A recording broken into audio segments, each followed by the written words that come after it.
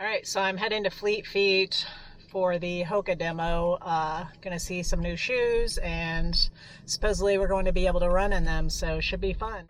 So, yeah, I am out of both. I found the owner.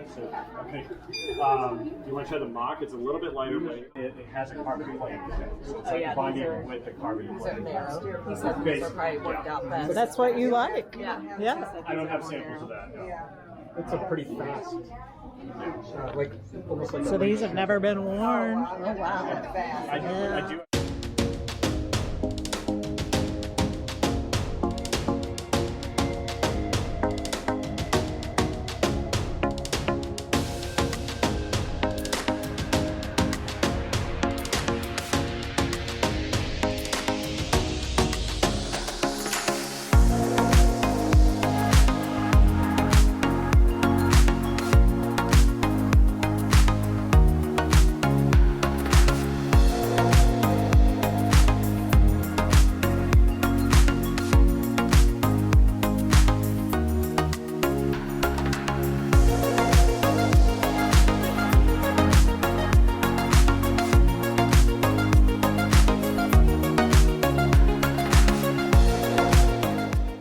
Had a couple of days to process the Hoka demo run that I did at my local Fleet Feet the other day. So this was a really fun run with my cousin and her son.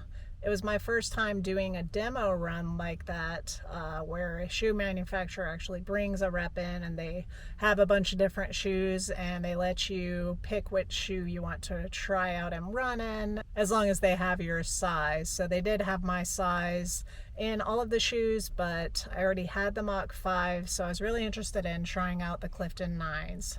Even though this was just a mile run from the store to a park and back, it did give me a decent idea of what running in the Clifton 9s would be like. They were a brand new pair that had never been worn before, so that was nice. Hoka says these are great everyday running shoes and shoes for walking. They have a breathable upper mesh. They weigh 7.3 ounces and have a 5mm drop. They actually weigh 4 grams less than the previous Clifton 8s, so that's one improvement. Another change is that they also have more stack height. So they have the EVA foam midsole and early stage meta rocker. So some things I liked about these: they fit well. They were true to size. I wore a size 10 and they were a size 10 to me. My cousin has narrow feet and mine are semi-narrow, I guess, but she ended up running in the Mach 5s and she loved them. She loved the way they fit. I love the way these fit. They felt good. Like I said, they felt true to size. There was no slippage when I ran. They had good support during the run. They actually felt better walking in them than they did running in them. So that's kind of, a good and a bad. So getting into some things that I didn't necessarily love about them, they felt a little bit heavy to me. So I'm used to the Hoka Mach 5s. The Mach 5s weigh 6.8 ounces and these weigh 7.3 ounces. So not a huge difference, but I noticed it.